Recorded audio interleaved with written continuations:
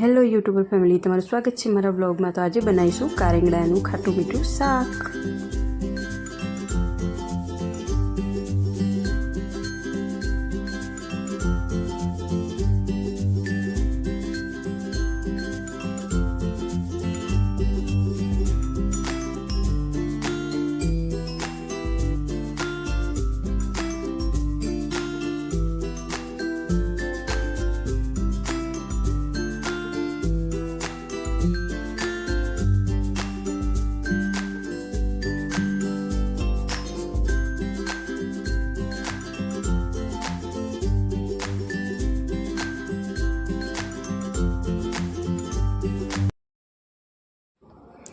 તો આ 250 ગ્રામ જેટલા મેં કારેંગડા લઈ લીધા છે। અને આ કારેંગડા ખાસ કરીને ઉત્તર ગુજરાતમાં મળતા હોય છે ને, ખાસ કરીને તો બનાસકાંઠા જિલ્લામાં, એટલે કે પાલનપુર, ડીસા, ધાનેરા એ બાજુ આ કારેંગડાના શાકનું પ્રમાણ વધારે જોવા મળે છે। આ રીતના શાક ત્યાં જોવા મળે છે। હવે ઉત્તર ગુજરાતમાં અને બધા ગામોમાં હવે આવતા થઈ જ ગયા છે કારેંગડા, પણ ખાસ કહેવાનો મતલબ એ કે આ કારેંગડા ખાસ કરીને બનાસકાંઠા જિલ્લામાં વધારે પ્રમાણમાં થતા જોવા મળે છે। તો મેં અહીંયા 250 ગ્રામ જેટલા કારેંગડા લઈ લીધા છે।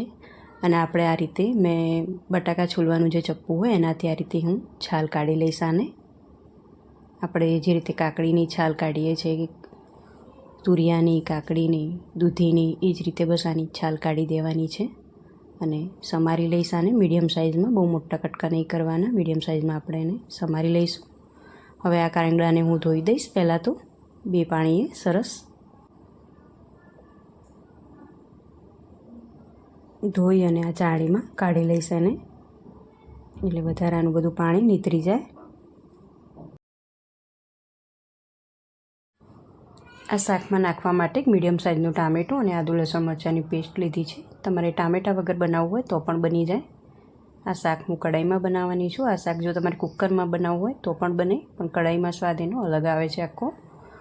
અને આ શાકમાં વધારે તેલ મૂકવાની પણ જરૂર નહીં પડે, ઓછા તેલમાં જ બની જશે આ શાક। તો મેં 1 મોટી ચમચી ભરીને તેલ લીધું છે 250 કારેંગડાની સામે। અને આમાં તેલ ગરમ થયું એટલે રાઈ, જીરું, હિંગ, હળદર નાખી અને આ ટામેટાં, આદુ લસણ મરચાંની પેસ્ટ નાખી છે, થોડુંક મીઠું નાખ્યું છે અને ટામેટાને નોર્મલ આપણે થોડાક ગળવા દેવાના, પછી જ આપણે ઉપરથી કારેંગડા એડ કરીશું। તો ટામેટાં સરસ એવા ગળી ગયા છે, તો મેં કારેંગડા એડ કર્યા છે। આ શાકમાં તમે લસણનું પ્રમાણ અને લાલ મરચાંનું પ્રમાણ જો વ્યવસ્થિત રાખશો તો ખાવાની બહુ જ મજા આવશે। હવે બધા મસાલા કરીશ, મરચું, હળદર અને મીઠું નાખ્યું છે ને વ્યવસ્થિત આપણે એને હલાવી દઈશું। આ શાકમાં પાણી નાખવાની બિલકુલ જરૂર નહીં પડે, કારણ કે આ શાકમાં પાણીનું પ્રમાણ હોય જ છે, એટલે એને ઢાંકી દઈશ। અને દર 2 થી 3 મિનિટે આપણે એને ચેક કરતા રહેવાનું અને હલાવતા રહેવાનું। તો જો 2 થી 3 મિનિટ થઈ એટલે ઓટોમેટિક આમાંથી પાણી છૂટ્યું છે શાકમાંથી, એટલે આ શાક તમે બનાવો એટલે બિલકુલ પાણી ના નાખતા। જો કદાચ જરૂર લાગે તો અડધો ગ્લાસ જેટલું નાખવાનું, બાકી આ શાકમાં પાણીની જરૂર નહીં જ પડે। તો ફરી 2 થી 3 મિનિટ પછી હું એને હલાવીશ।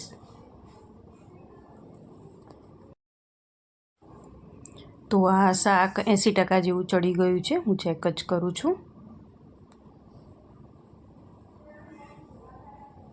જો આટલું ચડી જાય પછી આપણે એમાં ગોળ નાખીશું, કારણ કે આ શાકનો સ્વાદ થોડોક તીખાશ પડતો હોય છે, એટલે ખટાશ માટે આપણે ટામેટું નાખીશું તો એની સામે આપણે ગોળ પણ નાખીશું, એટલે ટેસ્ટમાં એકદમ સરસ લાગશે। ખાસ તો લાલ મરચું અને લસણ જો વ્યવસ્થિત આ શાકમાં નાખીને તમે બનાવશો તો ખાવાની બહુ જ મજા આવશે। તો ગોળ નાખ્યા પછી લગભગ 5 મિનિટ જેટલું મેં રાખ્યું। તો હવે સરસ એવો રસો ઠીક થઈ ગયો છે આપણો। અને આ શાક થોડું રસાવાળું જ રાખવાનું, જેથી આપણે ખીચડી અને બાજરીના રોટલા સાથે ખાવાની મજા આવે। તો બસ શાક રેડી થઈ ગયું છે, તો મેં ગેસ બંધ કરી દીધો છે। તમને જો અમારી કારેંગડાના શાકની રેસીપી ગમી હોય તો લાઇક, શેર અને સબસ્ક્રાઈબ કરજો। અને તમે જો ખાતા હોય તો પણ મને કહેજો કોમેન્ટમાં। તો ચલો આવજો, જય શ્રી કૃષ્ણ।